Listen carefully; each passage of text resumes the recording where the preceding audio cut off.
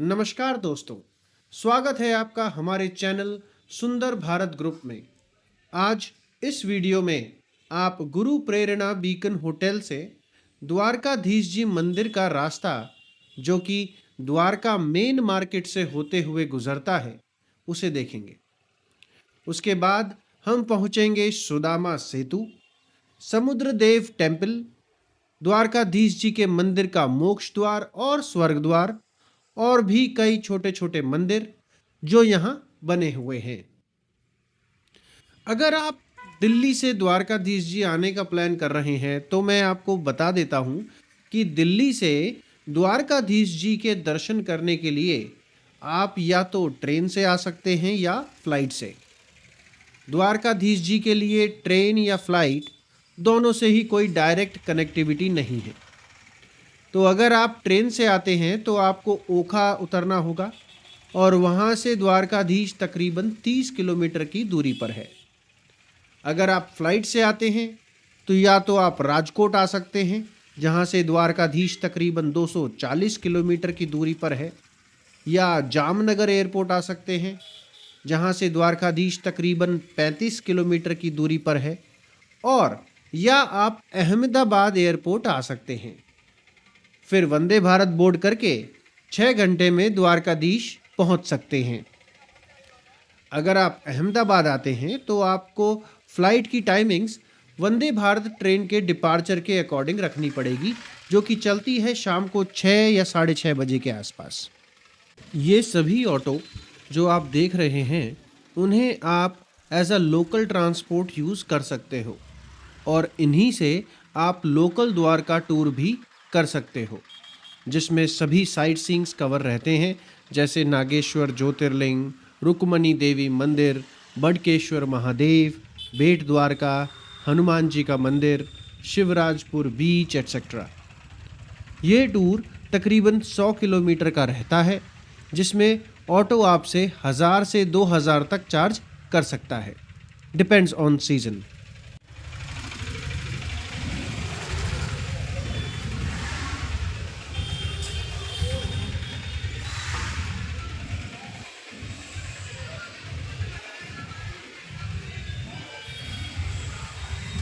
यहाँ द्वारका में आपको कई अच्छी धर्मशालाएं अच्छी लोकेशंस में रुकने के लिए मिल जाएंगी, जिनका रेंट ज़्यादा नहीं है।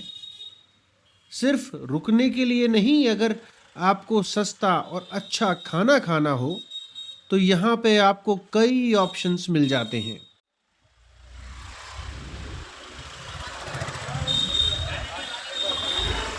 सुबह सुबह चाय और स्नैक्स की दुकानें लोगों के बीच काफ़ी लोकप्रिय रहती हैं।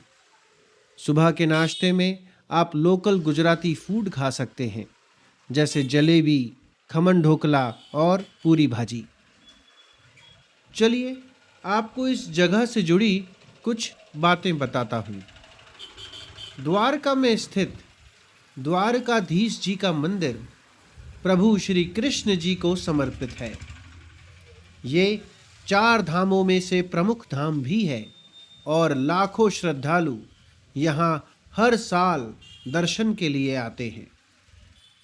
कहते हैं, जब श्री कृष्ण ने अपने मामा कंस को मारकर मथुरा को अत्याचारों से मुक्त करवाया था, तब कंस के ससुर जरासंध ने यदुवंशियों का अंत करने के लक्ष्य से बार बार मथुरा पर आक्रमण किया। तब अपनी प्रजा को सुरक्षा देने के लिए श्री कृष्ण ने विश्वकर्मा की मदद से यहाँ समुद्र के बीच में द्वारका नगरी का निर्माण किया था। और निर्माण के 36 वर्ष बाद जब महाभारत युद्ध का अंत हुआ, तब महर्षि व्यास के शिष्य संजय ने गांधारी को पांडवों के हस्तिनापुर के आगमन की सूचना दी, और साथ ही ये भी बताया कि प्रभु श्री कृष्ण भी उनके साथ आ रहे हैं। ये सुनते ही गांधारी क्रोधित हो उठी, और पांडवों के आते ही प्रतिशोध में क्रोधित गांधारी ने प्रभु श्री कृष्ण को शाप देते हुए कहा कि अगर मैंने अपने आराध्य की सच्चे मन से आराधना की है और अपना पत्नी धर्म निभाया है, तो जिस तरह मेरे कुल का नाश हुआ है, उसी तरह तुम्हारे कुल का नाश भी तुम्हारी आंखों के सामने होगा। और इसी शाप की वजह से प्रभु श्री कृष्ण की द्वारका नगरी समुद्र में समा गई थी।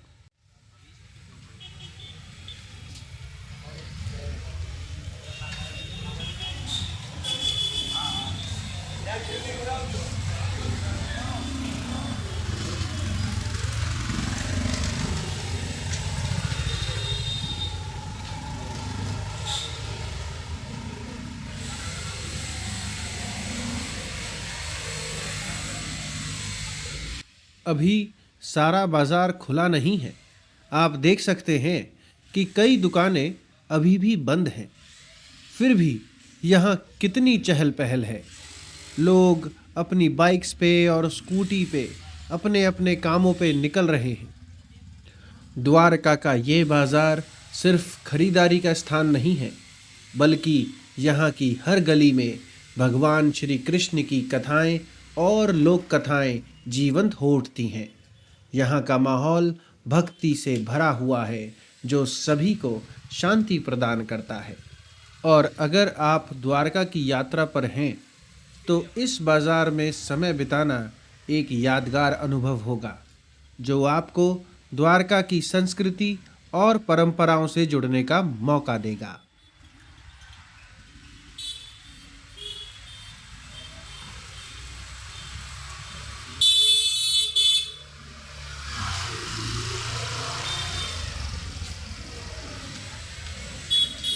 द्वारका नगरी के आसपास के एरिया में कोई खेती नहीं होती है। यह बिल्कुल बंजर है। ऐसा क्यों है? उसके पीछे भी एक कहानी है। जब प्रभु श्री कृष्ण और रानी रुक्मणी जी की शादी हुई थी, तब उन्होंने अपने गुरु ऋषि दुर्वासा को खाने पे आमंत्रित करने का सोचा। आमंत्रित करने पर ऋषि दुर्वासा ने शर्त रख दी कि अगर रथ के आगे से किसी पशु को हटाकर स्वयं श्री कृष्ण और रुक्मणी जी रथ को खींचेंगे, तो ही वे द्वारका चलेंगे। उनकी बात को मानते हुए प्रभु श्री कृष्ण और रुक्मणी जी रथ को खींचने लगे। लेकिन रुक्मणी जी तो राजा की पुत्री थी। इतना कष्ट उनसे सहा नहीं गया और प्रभु से कहा कि मुझसे अब चला नहीं जा रहा है, आप कृपया करके मुझे पानी पिलाइए। भगवान श्री कृष्ण जी ने तभी पैर के अंगूठे से जमीन में छेद करके जल की प्राप्ति की और रुक्मणी जी को जल पिलाया। ये देखकर दुर्वासा ऋषि क्रोधित हो उठे और कहा कि तुमने पीछे बैठे अतिथि से ये भी नहीं पूछा कि क्या उसे जल की आवश्यकता हो सकती है, और अपनी पत्नी को जल पिला दिया। इसी क्रोध में दुर्वासा ऋषि ने कृष्ण जी को श्राप दे दिया कि द्वारका में और द्वारका के आसपास भी पीने का पानी नहीं होगा। इसी वजह से तभी से यहाँ पीने का पानी नहीं है। आज कोई घर यहाँ बनता है तो सबसे पहले बारिश के पानी को स्टोर करने की व्यवस्था पहले की जाती है।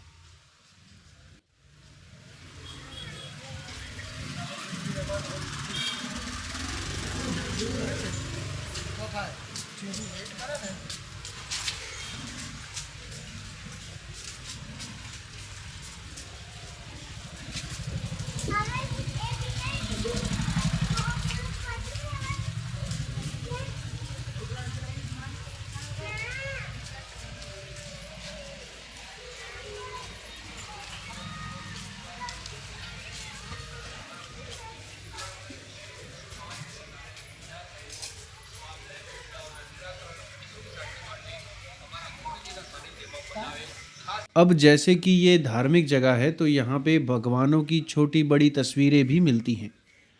उनसे रिलेटेड सोवेनिर्स भी मिलते हैं, जिन्हें आप परचेज कर सकते हैं।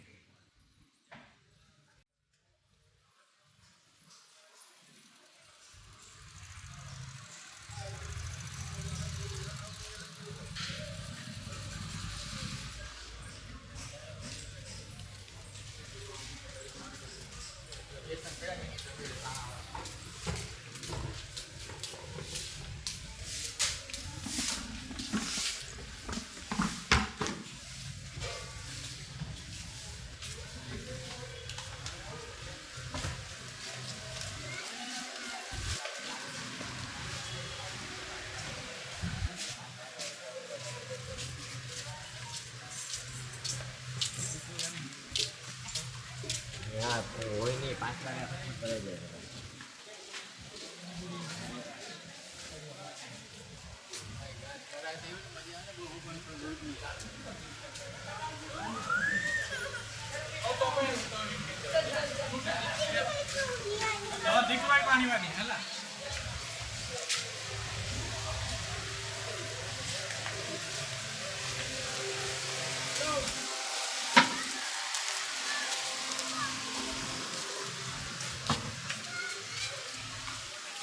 ये रहा हमारे द्वारकाधीश जी का मंदिर।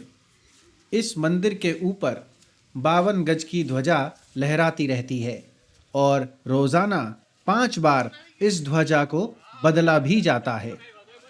यहाँ भगवान श्री कृष्ण रुक्मिणी जी को छोड़कर द्वारकाधीश जी के रूप में अपने सारे परिवार के साथ विराजमान हैं। इस मंदिर में दर्शन करने के लिए मोक्ष द्वार से अंदर जाया जाता है और दर्शन कर लेने के बाद स्वर्ग द्वार से बाहर जाया जाता है। इस मंदिर का निर्माण भगवान श्री कृष्ण की चौथी पीढ़ी श्री कृष्ण के बेटे प्रद्युम्न, प्रद्युम्न के बेटे अनिरुद्ध और अनिरुद्ध के पुत्र वज्रनाभा ने किया था। भगवान श्री कृष्ण की स्मृति में बनाया गया ये मंदिर 4 धामों में एक धाम और सप्तपुरियों में एक पुरी है। यहाँ राइट साइड से मोक्ष द्वार की एंट्रेंस है।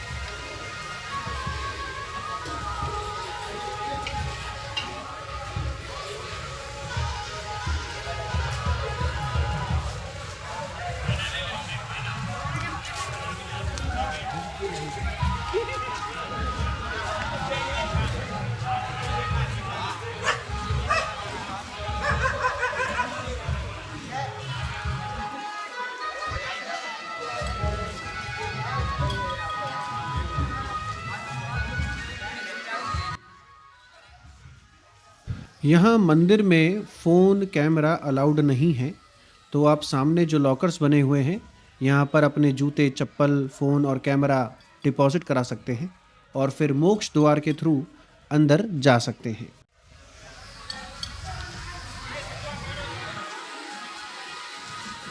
द्वारकाधीश मंदिर के आसपास का मार्केट आप देखिए कि ये कितना सजा हुआ है, ये कितना कलरफुल है। गुजरात के ट्रेडिशनल क्लोथ्स, हैंडीक्राफ्ट्स, उसके अलावा लोकल फूड जॉइंट्स टूरिस्ट को अलग ही वाइब देते हैं।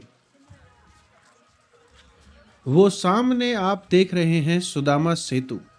ये एक खूबसूरत पुल है जो भगवान श्री कृष्ण और उनके प्रिय मित्र सुदामा की मित्रता को समर्पित है।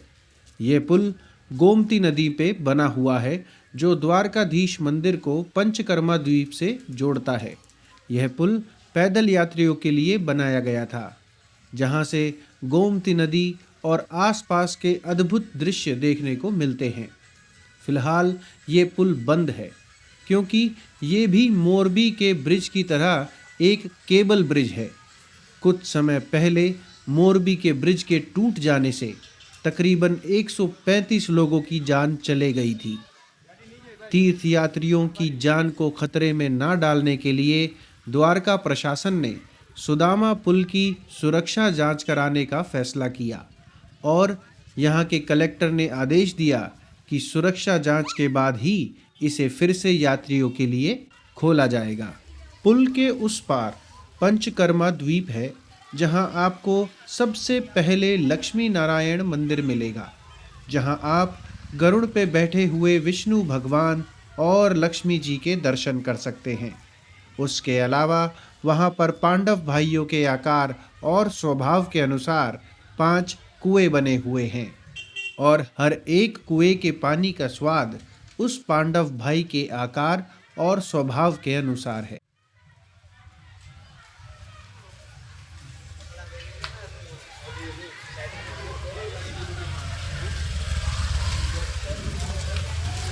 हाँ।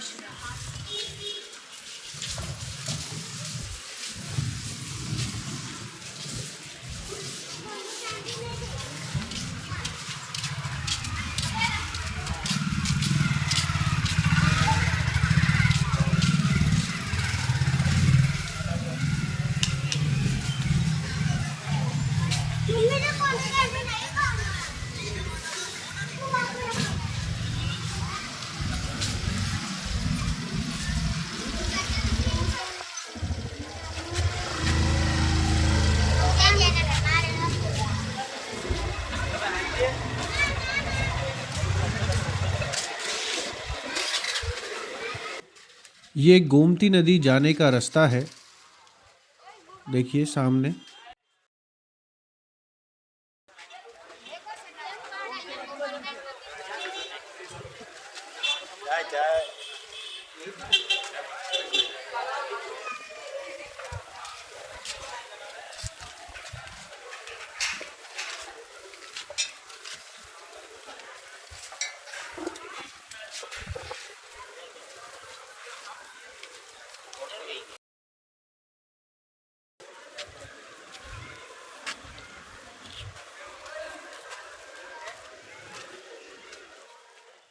आप चाहें तो यहाँ पर ऊंट की सवारी भी कर सकते हैं।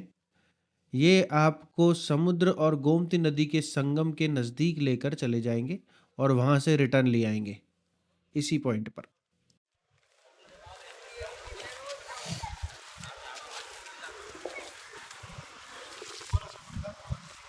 वो देखिए सुदामा सेतु का कितना अद्भुत दृश्य है।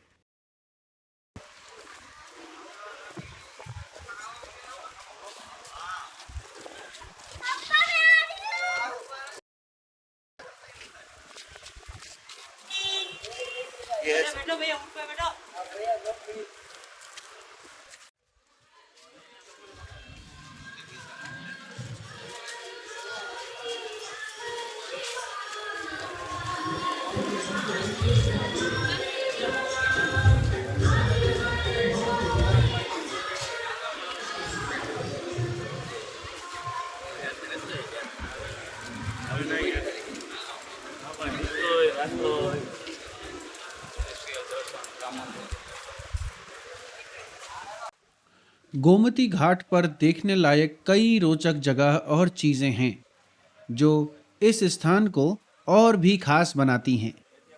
यहाँ के छोटे छोटे मंदिर अलग अलग देवी देवताओं को समर्पित हैं और भक्तों के लिए आध्यात्मिक शांति का स्रोत हैं। शाम के समय होने वाली आरती का दृश्य और शंख की ध्वनि पूरे वातावरण को पवित्र बना देती है।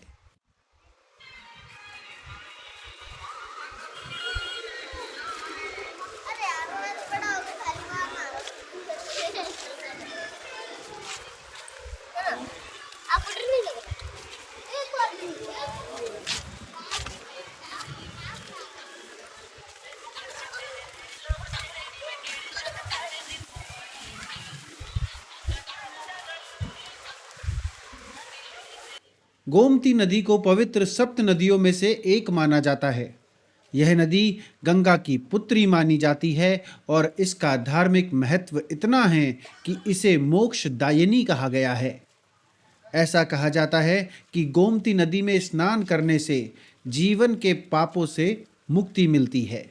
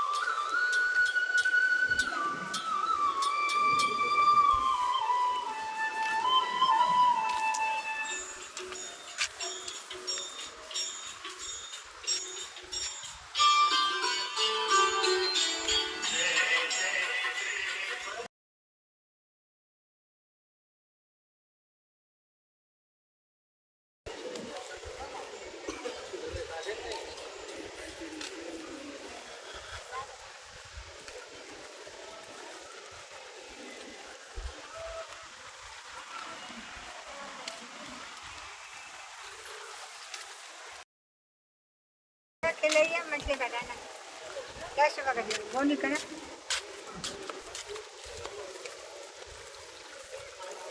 ये भैया लो खिलाओ मछलियों को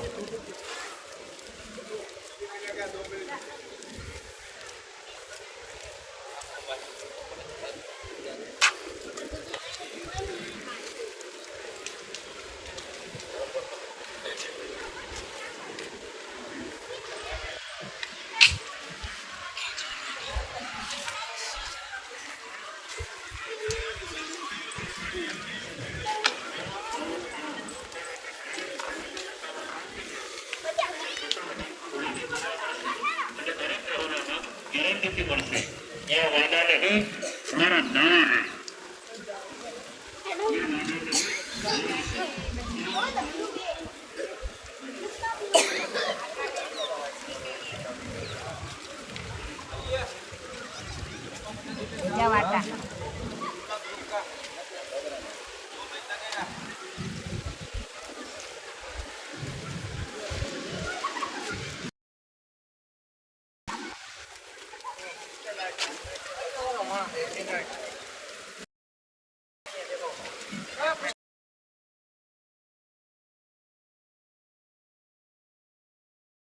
गोमती नदी समुद्र से मिलती है जिसे गोमती संगम कहा जाता है। यह संगम अद्भुत प्राकृतिक नज़ारा पेश करता है। पास में ही बना हुआ है समुद्र देव का मंदिर, जो कि इस खूबसूरती को और बढ़ा देता है।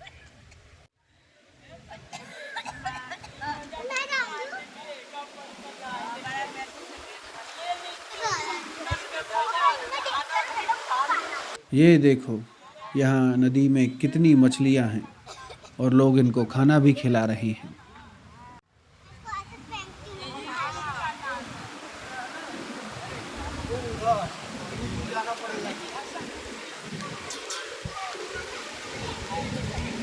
पानी तो कम है ना उधर पानी ज़्यादा है समुद्र नहीं है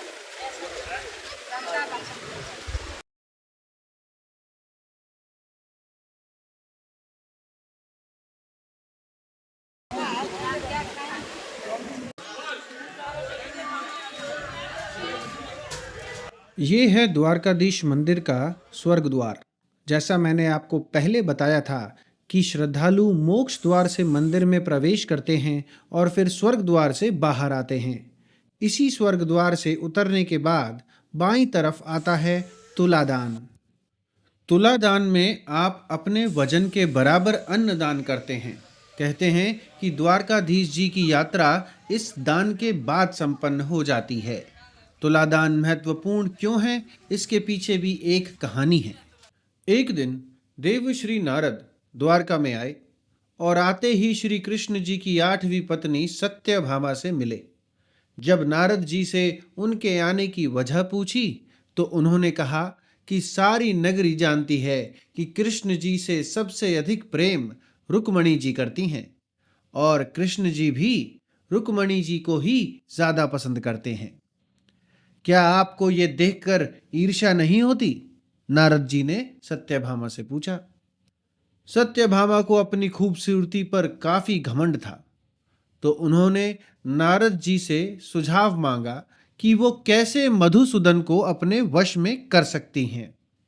तब नारद जी बोले कि वो कृष्ण जी को उन्हें दान में दे दें और फिर कृष्ण जी को उस दान से बचाने के लिए उनके भार के बराबर धन मुझे दान में दे दें।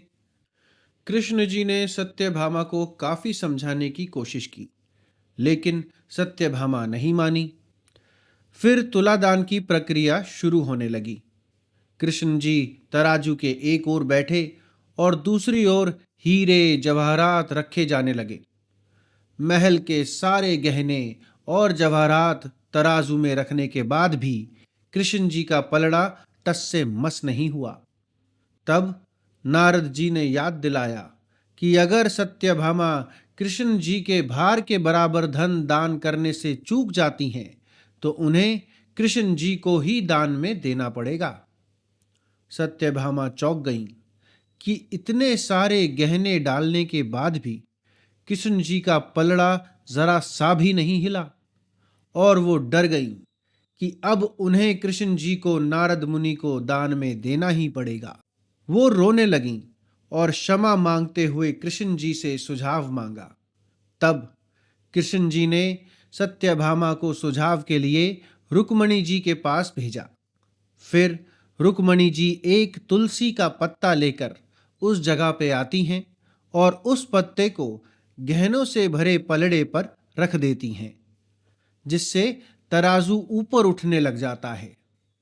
लेकिन फिर भी वो पूरी तरह से ऊपर ना उठकर हिलता रहता है।